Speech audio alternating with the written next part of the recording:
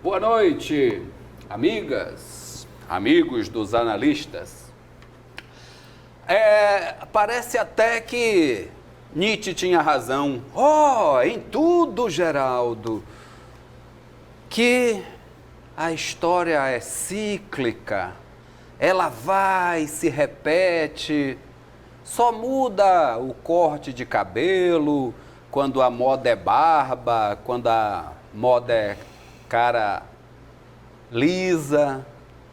Aí hoje de manhã, talvez ontem à noite, talvez de madrugada, que hoje em dia nós somos escravos dessa tecnologia, o telefone é pim, pim, pim, pim, pim, pim o tempo todo. E olha que a gente silencia os mais afoitos.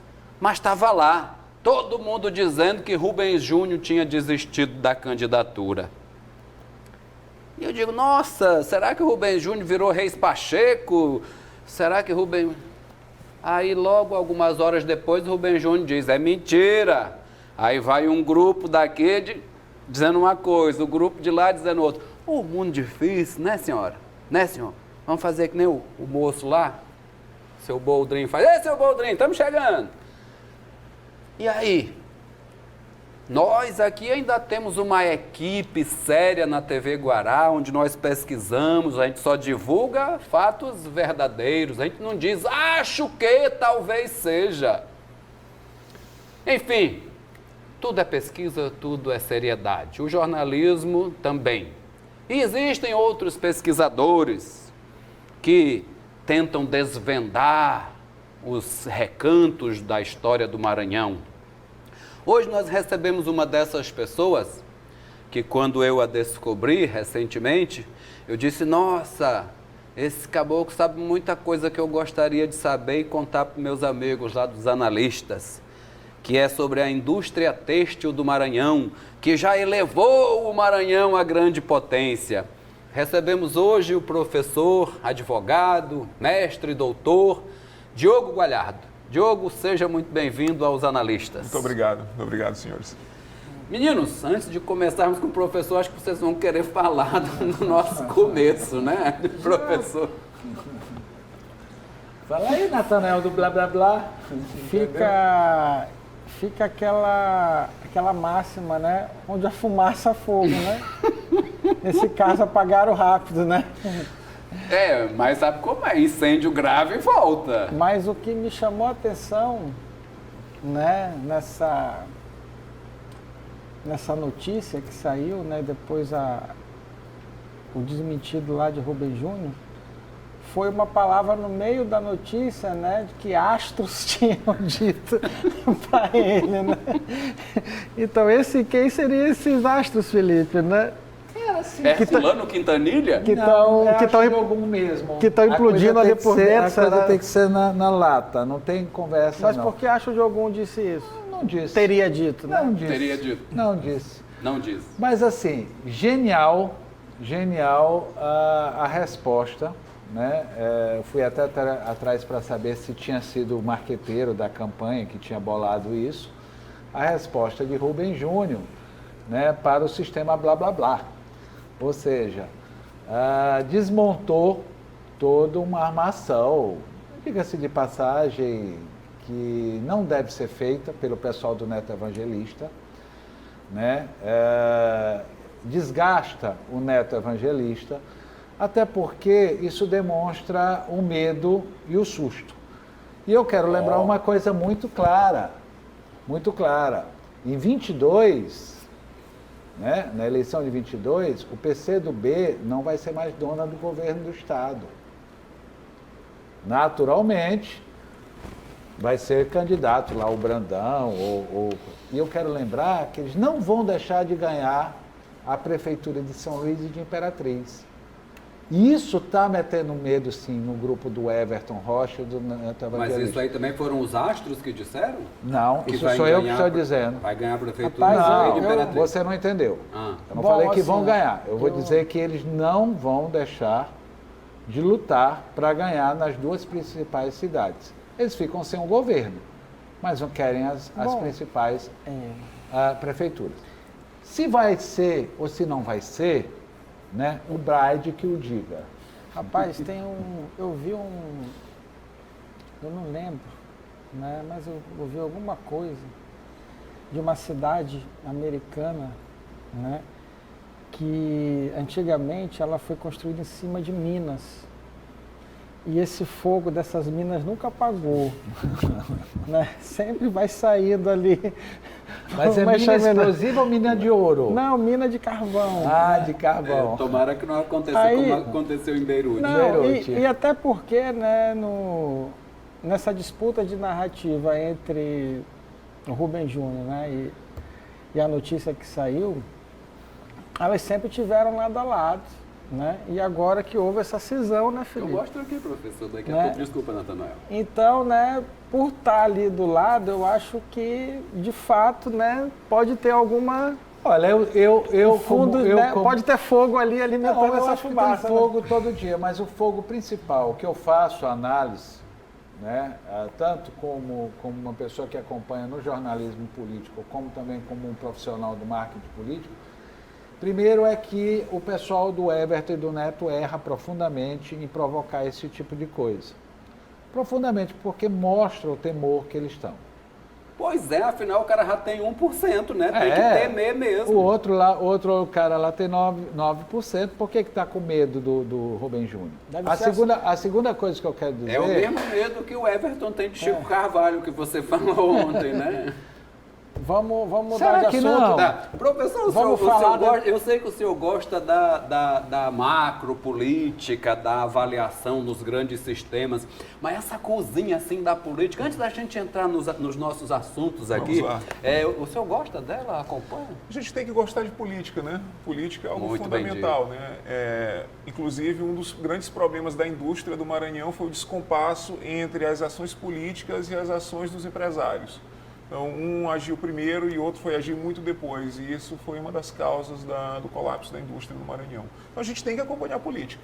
Inclusive a local. Esse dia a diazinho assim, o senhor acompanha? Acompanho. Discute com os alunos lá na universidade? Não discuto porque a gente tem uma pauta imensa de direito para cuidar, né? E não há tempo hábil, né? Mas nas redes sociais a gente trabalha esses temas. Qual é a sua parte do direito lá com os meninos? Direito constitucional. Constitucional. Olha aí, galera. São os grandes sistemas que você falou. Ah. A gente tenta pensar a mudança, né, do sistema político, né? Vocês estão discutindo o tema da prefeitura. Com a monarquia? Não necessariamente com a monarquia, mas antes com o parlamentarismo. Eu acho que o parlamentarismo tem muito a contribuir para a mudança da política brasileira. Deixa eu lhe perguntar a sua opinião sobre isso. Nós já discutimos aqui, os meninos lembram, com algumas feras do direito, das ciências sociais, nas quais o senhor é doutor. Algumas pessoas dizem, inclusive quem me disse isso também foi o ex-governador Zé Reinaldo, que tão maldosamente colocaram uma foto dele. Eu soube disso. E depois a gente fala desse tema. O senhor acha que, de fato, a Constituição de 88 foi construída para depois ser aproveitada no sistema parlamentarista e deu tudo errado e isso virou um conflito que a gente vive, Sim, o presidencialismo com a Constituição parlamentarista? Sim, isso é bem consolidado entre os constitucionalistas. A primeira metade da Constituinte, em 87, ela era parlamentarista. Então, grandes figuras, inclusive, depois do presidencialismo, como Fernando Henrique Cardoso, o José Serra, eles colocaram propostas, a medida provisória, ela é um instrumento político do parlamentarismo. Nas circunstâncias de grave crise, há uma urgência, a necessidade de urgência, e ela se impõe. Mas no final, a segunda metade, a metade final da Constituinte, ela foi presidencialista. E aí, para não começar tudo de novo, se aproveitou os trabalhos da Constituição parlamentarista, se completou com o presidencialismo e se fez a proposta do plebiscito em 93 para saber qual seria a figuração. Então, nós temos uma Constituição mista, bastante problemática. A medida provisória era para ser uma medida de extremo, né, quando houvesse dissolução do governo, né, e não é o caso, ela terminou sendo aproveitada como um antigo decreto-lei. O decreto-lei não foi constitucionalizado, mas ele tinha uma importância política. No novo sistema democrático não existe decreto-lei, mas existe algo que serve pelo menos por 3 meses, boca, né? feito as coxas ali. A medida provisória foi aproveitada dentro do presidencialismo como uma espécie de pseudo-decreto. Então, nós temos uma Constituição bastante problemática nesse sentido. Para o entender, né? Na prática, o que difere o presidencialismo do parlamentarismo hoje, na situação do Brasil que está hoje, essa confusão. Geraldo entrou no tema, eu ia entrar justamente nele, porque hoje em dia é um balaio de gatos, né, Geraldo? Deixa eu só contribuir na pergunta. Brasil, do jeito que nós temos essa não estabilidade política partidária, Sim. Né? Partido só serve para ser ponte em período eleitoral, de legenda. Infelizmente. Infelizmente, é isso. O partido não serve para nada, não serve para discutir, só para gastar o dinheiro do povo brasileiro. Só acredita que nós teríamos capacidade de ter um primeiro-ministro ou nós teríamos um que dormiria, mas não acordaria como primeiro-ministro? São duas perguntas diferentes. Eu vou começar pela dele. Eu sempre cito o caso, e aí sim, para os meus alunos, o caso do impeachment da Dilma Rousseff. A Dilma Rousseff foi eleita junto com o partido.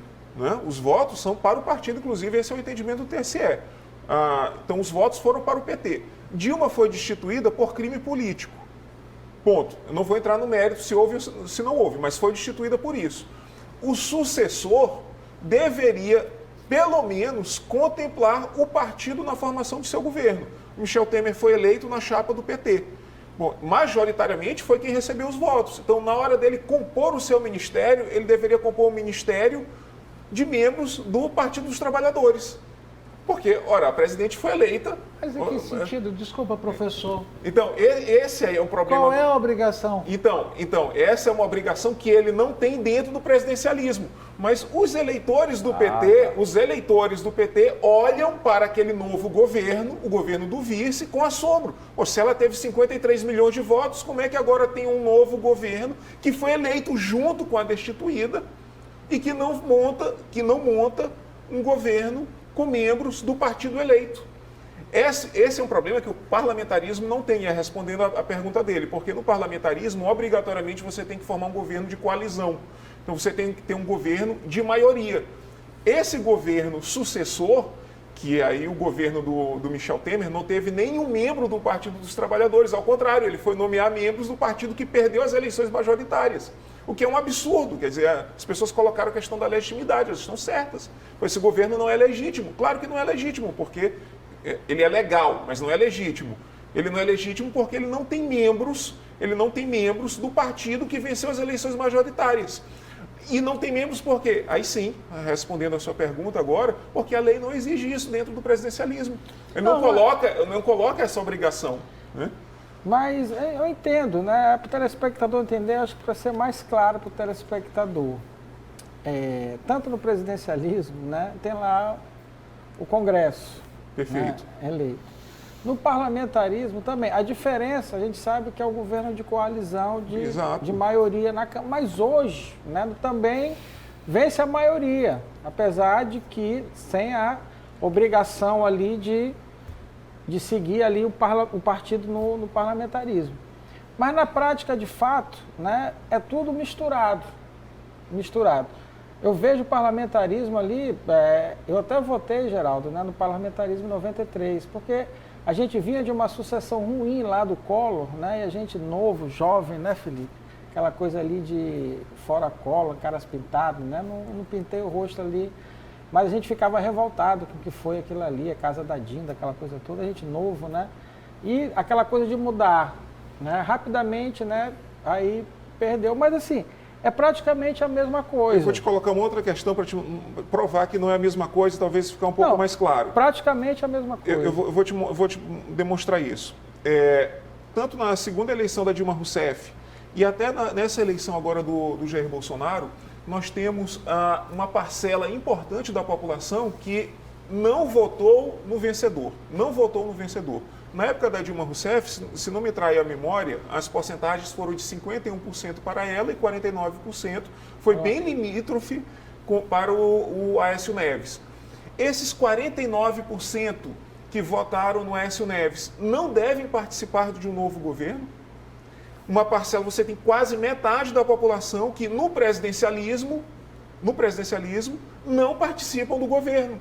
porque não existe coalizão. O presidencialismo não preza pela coalizão. É um problema que o Trump está enfrentando também nos Estados Unidos, porque os democratas, os eleitores dos democratas, são uma parcela altíssima da população que não compõe o governo. No presidencialismo, o derrotado não compõe o governo. Qual é o problema? O derrotado pode ser muito grande, pode ser 45% do eleitorado, pode ser 49% do eleitorado, pode ser 49,9% do eleitorado. Vai passar 4 anos fora do governo. Essa parte, esses eleitores não são importantes. O que eles pensam não são importantes.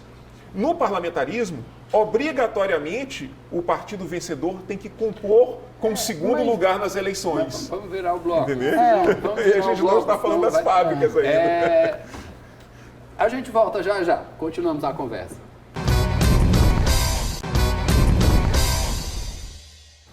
Mas De volta aqui com os analistas. Quando nós temos um pesquisador aqui, principalmente o professor Diogo aqui, que vem de uma outra linha de... Por isso é que é bom a gente diversificar, professor. Nós aqui recebemos convidados de todas as linhas do pensamento e eu acho que isso engrandece o nosso programa. Vai, Natanael, eu sei que você quer continuar o debate. Olha, eu Vai lá, nunca imaginei, professor Diogo, que essa tua verve monarquista, parlamentarista, Sim, Natanael, era uma coisa tão essa forte. parte. Pelo contrário, Termina, homem de Deus. Um dos meus autores favoritos aqui é Bakunin, que é anarquista, né?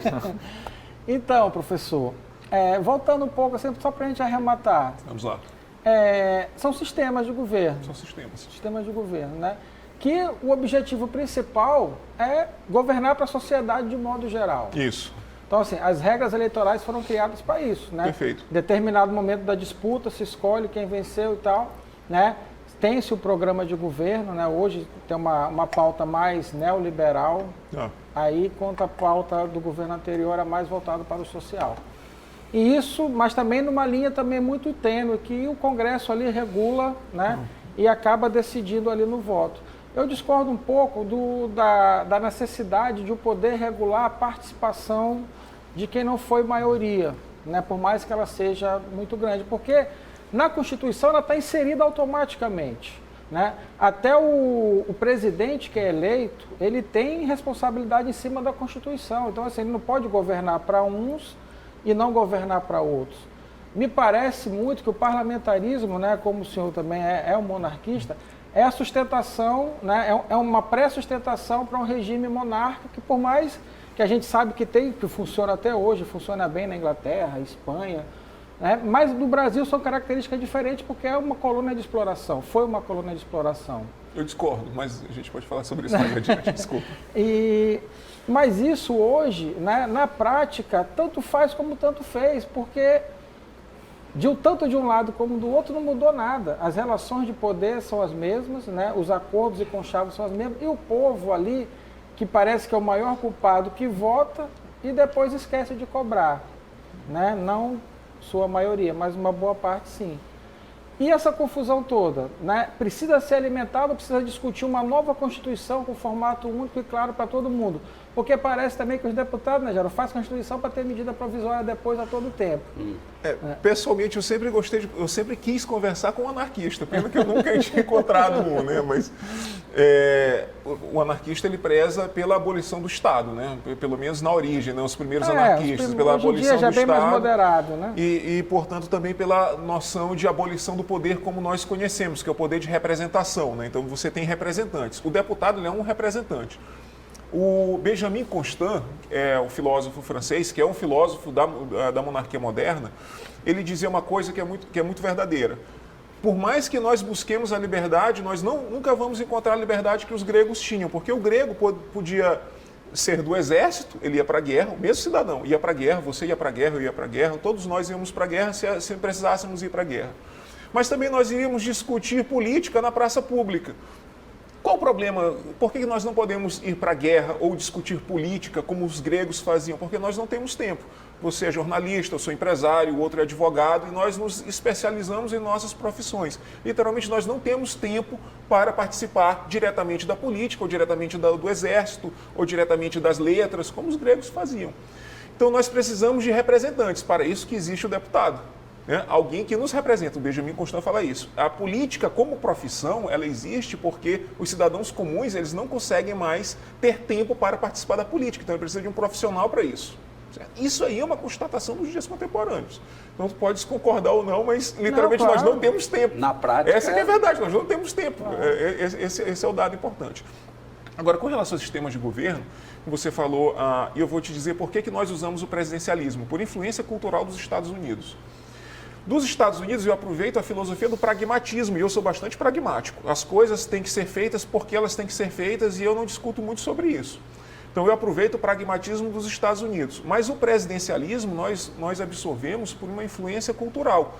Por que eu te digo isso? Porque nós temos parlamentarismo republicano, e um caso bem funcional e verdadeiro que existe é o caso alemão. A Alemanha é uma república parlamentarista. E aqui eu volto, por que eu estou falando isso e qual é o caso brasileiro? A Angela Merkel é uma primeira-ministra já eleita sucessivamente por várias vezes. Isso é uma coisa que o brasileiro quer. O brasileiro quer repetir o governo e ele não pode repetir o governo por uma exigência constitucional, por nossa opção política, presidencialista. Isso tem, perdão, professor, pois não, à vontade. Ajudar. Isso tem pesquisa? Como Porque assim? eu até Mas, hoje professor, eu não tive acesso. Sim. Professor, Nós nunca Eu só tivemos quero concluir o seguinte. Você o brasileiro gosta... quer repetir Quer repetir os governos? Sim, quer repetir Não, os bom. governos. Por exemplo, eu cito o caso do PT. O PT, enquanto partido, e isso é um dado, o PT venceu as Os primeiras... políticos querem. Não, os eleitores, porque os eleitores que votaram... Não, vamos esclarecer. Não, o processo eleitoral é Querem construído. acabar a reeleição. Não, ou eu acredito nas eleições como fonte da democracia, ou então tem que abolir tudo Não, e mas começar vamos do zero. entender. Esse é o anarquismo. Então eu vou ser anarquista, né? Porque eu não acredito nas eleições, mas eu acredito. Não, Eu, Diogo, eu acredito. né? Mas veja, agora ele é um professor. processo corrompido. Ele é um processo corrompido. Não, mas qual é a noção Sobre de ele- corrupção?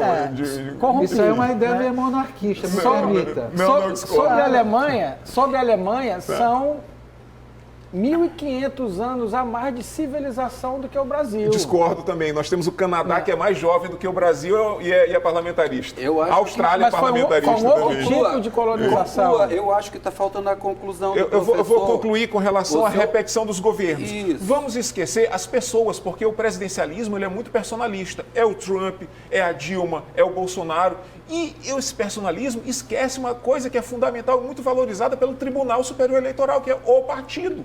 O partido é fundamental em uma democracia. É fundamental em uma democracia. E gostemos ou não, o Partido dos Trabalhadores é uma história recente. E eu não sou filiado ao Partido dos Trabalhadores, muito ao contrário, eu até me oponho à filosofia deles, de governo. Mas foi eleito em 2002, foi eleito em 2006, foi eleito sucessivamente até o impeachment da senhora Dilma Rousseff. Isso é história recente, eu não posso negar a história recente do país. De 2002 a 2014, um único partido venceu as eleições principais do país. O que é que eu posso deduzir? Que o eleitor quer a repetição de uma ideia de governo e de um governo. Isso é o eleitor que está dizendo. E as três que o PT perdeu antes de 2002. Então, né? aí você tinha uma outra ideia do eleitorado. Então, mas é assim que faz É a um outro democracia. sistema de governo. Era o Mas no PSDB. cargo majoritário, perdão, professor, Pois é, à vontade. talvez eu tenha que rever e fazer umas aulas com o senhor. No cargo majoritário, eu não estou votando, e o candidato que eu estou votando não tem a obrigação de se manter naquele partido, X ou Y, porque o senhor coloca aqui o tribunal, e se o senhor vê todas as determinações, eles julgam as pessoas. Eles não estão julgando os partidos como o senhor está dizendo. Todos os julgamentos que eu tenho acompanhado nos últimos 34 anos, não foi julgado os partidos. A não ser que eu esteja enganado. Talvez eu só tenha uma leitura de professor e de advogado, e eu tenho de uma pessoa que faz análise de política. Mas veja, o senador da República, o governador, o prefeito, a presidente da República não tem obrigação de se manter naquele partido X ou Y. Ela pode trocar de partido. Pode mudar, como o presidente O atual deputado, mudou. não. O presidente atual ele foi eleito por um partido, Então ele saiu do então partido. eu não estou entendendo onde é que o senhor quer chegar nisso. Porque assim, eu acho que o conceito de partido também não pode ser encarado como uma religião que a pessoa não pode nunca mais Claro, faz mudar de parte da opinião. democracia você Né? mudar de partido. Faz parte da democracia você mudar de partido. Mas se você foi eleito com uma filosofia política e o eleitorado acredita naquilo ali, e os tribunais, e os os juízes eleitorais e o TSE tem farta jurisprudência nesse sentido, é de que há uma vinculação do candidato com o partido, ainda que essa vinculação não seja absoluta. Mas ele ainda julga o comportamento, ainda que não professor. seja absoluta. Por quê? Porque existe uma programação partidária e essa programação partidária é apresentada ao eleitor. Pois é. Agora, se você me perguntar, nós temos partidos verdadeiros no Brasil, partidos na acepção política, como os partidos deveriam ter, eu concordo com você e vou dizer que não, que os partidos são fantasiosos, né? Mas isso, inclusive, é um problema do desvio político brasileiro, Pois de 88. mas por quê? Né? Por que se tem que governar com ideologia?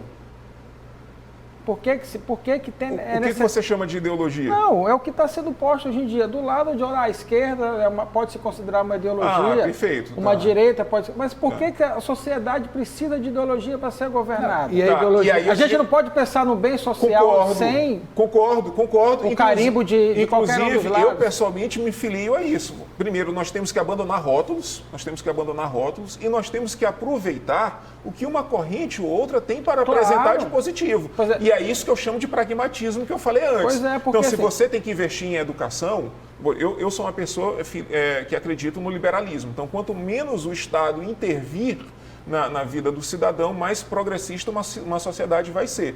Mas se olhar para as monarquias europeias... Para o Estado pequeno ou grande, professor? Mas se olhar para as monarquias europeias, elas têm pesado investimento em educação. Por exemplo, boa parte dos estados europeus, a educação ela é pública.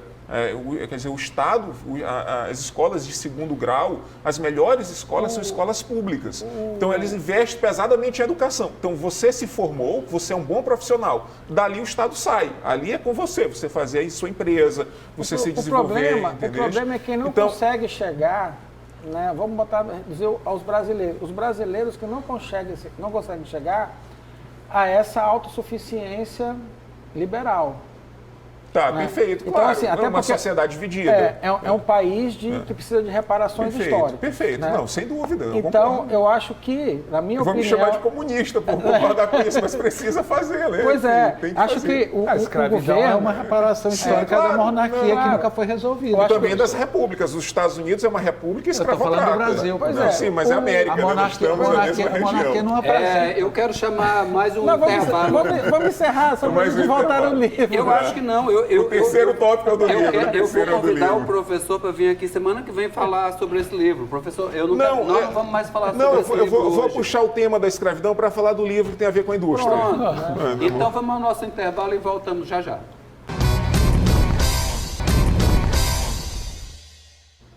Voltamos aqui no programa Os Analistas. Nós vamos concluir o programa hoje falando desse mesmo assunto. Depois nós vamos falar desse assunto bem aqui, em outra oportunidade. Não vai vir nem o Natanael nem o Felipe, vou chamar outras pessoas.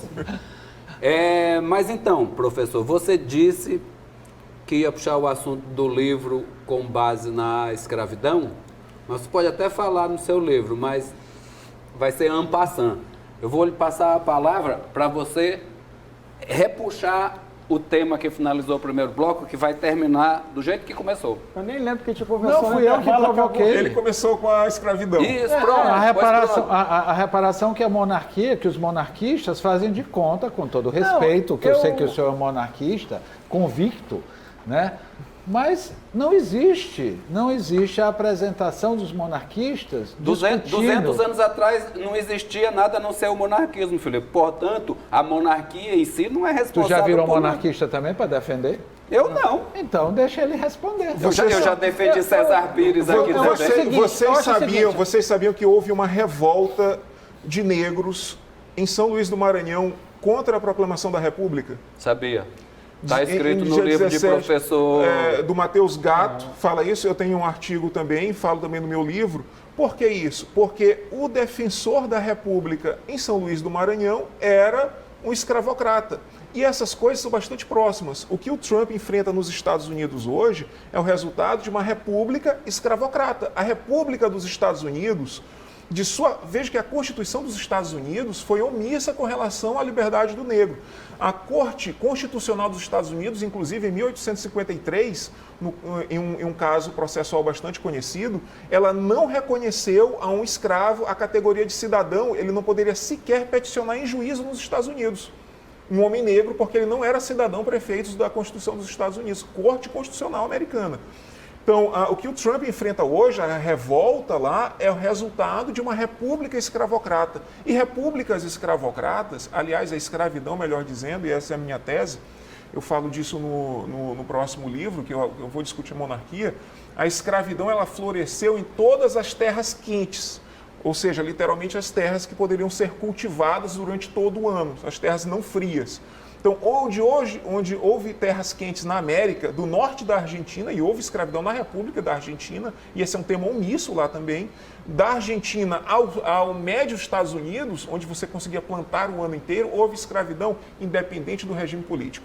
Se era república bolivariana, se era república constitucional como nos Estados Unidos, se era monarquia constitucional como no Brasil, isso foi avesso. Onde houve terra quente, onde se podia plantar, houve escravidão. Então, independente do sistema político, e o Trump enfrenta isso nos Estados Unidos. Tá? Até porque... E nós enfrentamos, professor? Enfrentamos. A violência do Rio de Janeiro é resultado direto do Estado escravocrata. Não foi enfrentado como solução, que é a reparação histórica que vocês estão falando, que é justa. Nos Estados Unidos, o enfrentamento é de frente. No Brasil, é uma grande mentira. Não, eu também acho. Nós vivemos, o senhor como historiador sabe disso, nós vivemos um assassinato diário que não existe no mundo inteiro de jovens, negros, favelados. Nesse minuto agora, deve estar sendo assassinado um menino que podia ser a história do Brasil. A escravidão no mundo inteiro, né, não foi privilégio do Brasil. Foi um momento econômico, era a força de trabalho que tinha. E isso era um crime na época, porque não existiam leis para punir isso. Então, assim, hoje eu vejo o crime é pessoas não aceitarem que precisam uma reparação, que precisam políticas sérias, né, para dar oportunidade a gerações que não tiveram. Então, assim, quando se pega um que consegue sair como o ministro Joaquim Barbosa, consegue chegar ao topo e se torna aquilo ali como exemplo, mas a grande maioria não tem força nem comida para sustentar, para pegar um livro para ler. Para além das pautas dos jornais, que é dos assassinatos nas favelas, os negros, a população excluída, e não só negros, mas os descendentes de indígenas, os mestiços brasileiros, que são historicamente excluídos, eles morrem assassinados todos os dias com a ausência de políticas públicas de saúde. Eu fui atender, eu lembro, como advogado, fui atender um cliente meu no Socorrão, isso é por volta de 2010, e havia uma sala, e essa sala parece que foi fechada, porque era um ambiente desumano mesmo. E eu entrei na sala e saí para vomitar. Tamanho era o odor pútrefo daquele ambiente. As pessoas morriam, era desumano aquele lugar. As pessoas morrem, né? Então, os homicídios dos excluídos não são esses que saem no jornal, que esses são os mais evidentes, que é a polícia que entra, que fuzila e etc. Mas essas são verdadeiros morticínios de excluídos todos os dias no país. Então, tem que ter uma reparação histórica, tem, inclusive, pela educação e pela educação política. Eu dizia para os meus alunos de Direito Constitucional, vocês querem fazer uma prova como brasileiro, vota, mas não é eleitor? Vão lá na Deodoro, peguem um ônibus, desçam na Deodoro e perguntem para as pessoas que estão na Deodoro, perguntem o que é uma Constituição. Só pergunte o que significa Constituição, pergunte nas pessoas. E o que é grave... Aí vota, mas não é eleitor. Vota, mas não sabe por que vota. Isso para mim é muito sério. E o que é grave é que a escravidão, propriamente dita, ela continua. A gente tem casos, ano a ano, de trabalho escravo. O Maranhão é o maior exportador de trabalho escravo do Brasil hoje. O Edson falou isso aqui ontem. E não parou. E as pessoas querem negar isso não discutindo. Então, assim, absurdo. Para a gente até vai começar o bloqueio, compartilha, senão gerar bloqueio. Não, acho que nem vai ter. São pautas que a sociedade precisa entender que não tem pauta da direita ou pauta da esquerda. Perfeitamente. O que tem que pegar o que é proveitoso, o que vai ajudar a sociedade de um lado e outro, e transformar um Estado único, neutro. E eu não acredito que vai ser um sistema de governo, seja o presidencialismo, ou seja, o parlamentarismo, que vai conseguir fazer isso, porque enquanto o cidadão não tiver a percepção que a mudança está nele, o cidadão, o político, porque os gregos não erraram, como eu falar isso aqui, os gregos não erraram Eles eram escravizadores. Né? Não erraram na criação do sistema político. O ser humano que se corrompeu através dos anos, porque os motivos, né, a percepção da sociedade, os observadores sociais, né, veio até contrato social, uma série de teóricos, mas está aí. Né? E o ser humano sempre arranja um jeitinho, Geraldo, de burlar, de se dar bem ali, de prejudicar um, prejudicar outro, inclusive aproveitando de brecha nesse sistema, tanto no parlamentarismo quanto no presidencialismo. Eu acredito, eu concordo com o que tu falaste, mas eu acredito muito na potencialidade do povo brasileiro. Em meio a esse caos que nós vivemos, e especificamente do Maranhão, um dos lugares mais pobres do mundo, isso tem que ser dito abertamente, não ter havido ainda uma ruptura social, um colapso social, é porque o brasileiro, ele, em primeiro lugar, é muito ordeiro e ele acredita no país. Passivo, professor? Não, passivo não. Passivo não, inclusive pela nossa história como ilha rebelde. Ele acredita nas potencialidades do país, ele é ordeiro, o cidadão brasileiro. Porque na Europa o cidadão sabe se comportar, não há furtos e tal. A imensa maioria da população brasileira tem a mesma linha dos europeus, se não for até melhor, porque os europeus, como você falou, são colonialistas, os caras vão lá na África lá, e fizeram e aconteceram. O brasileiro, inclusive eu li uma análise muito pertinente, que o cientista político dizia que o Brasil e os brasileiros são muito parecidos com o Canadá. Tem experiências históricas diferentes. Mas dizia assim, o Brasil não tem as pretensões de dominação mundial, como o Canadá também não tem. E o brasileiro, ele tem essa postura ordeira, porque em meio ao caos ele não faz ele não há uma ruptura social, não há uma revolução profunda, porque ele acredita que o país pode, dentro da ordem institucional, se transformar, como o cidadão do Canadá também vive pacificamente. Não passivo, mas que acredita que ele vivendo a sua vida, fazendo a sua coisa, tendo o seu trabalho, indo à escola, ele faz assim a sua vida e ele assim faz seu país. Então, isso eu acho que o brasileiro é mais ou menos nesse perfil. Bom, eu não sei se eu concordo. Eu acho que é muito subserviente, eu acho que é muito massacrado, muito vigiado. Os poucos que já se levantaram foram mortos. Tem esperança. Tem esperança, porque a luta continua, companheiro. Professor, eu acho que a conversa tomou um outro rumo, mas foi muito boa. Espero que o senhor não tenha se assustado com o nosso estilo de diálogo. Não, nós vamos falar desse livro aqui, que eu quero saber isso aqui em outra oportunidade. Tá bom. Mas eu quero lhe agradecer e lhe cumprimentar. Muito obrigado. O senhor esteve muito bem no debate. Volte quando for possível. Obrigado aos interlocutores, ao Felipe. Eu gostei muito de enfrentar um anarquista, assim, eu gostei mesmo. Natanael. Eu acho que eu passei anos nutrindo essa vontade. Não, a gente... No final nós concordamos, né, que o povo brasileiro tem esperança. Né? Há 30 anos atrás, no movimento anarcopunk, né, essa verve ali, né, a gente vai... hoje em dia, né, não há como fugir, assim, tem uma vertente do que é chamada anarcocapitalismo, tem até umas teorias, né, meio malucas, mas não há como viver sem o capitalismo, nem sem o socialismo, que precisa as pessoas perceberem e se entenderem, porque são pautas que precisam, né, convergir para o bem da sociedade. Perfeitamente, concordo. Não, eu tô passado aqui nessa banca, aqui, porque eu adoro isso aqui, mas um encontro de um monarquista com um anarquista, eu e tu já era, companheira. Professor, muito obrigado. Obrigado, senhores. Só que eu gostaria de pedir a Geraldo que o convidasse novamente, porque eu estou muito interessado em saber sobre a história desse livro e sobre a indústria têxtil do Maranhão.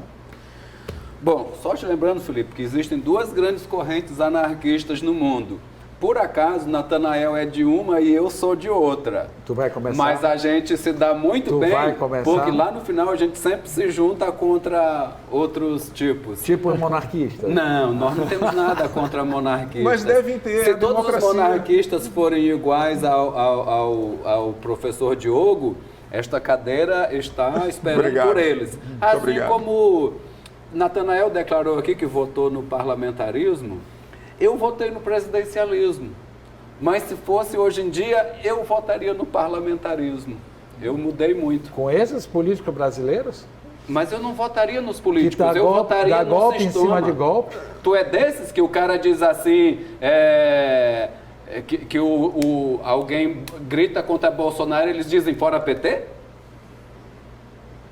Meus amigos, muito obrigado Não entendi pela audiência. nada. Não. Muito obrigado Hoje eu pela não entendi audiência de nada. hoje. Sexta-feira. Foi uma sexta-feira muito interessante.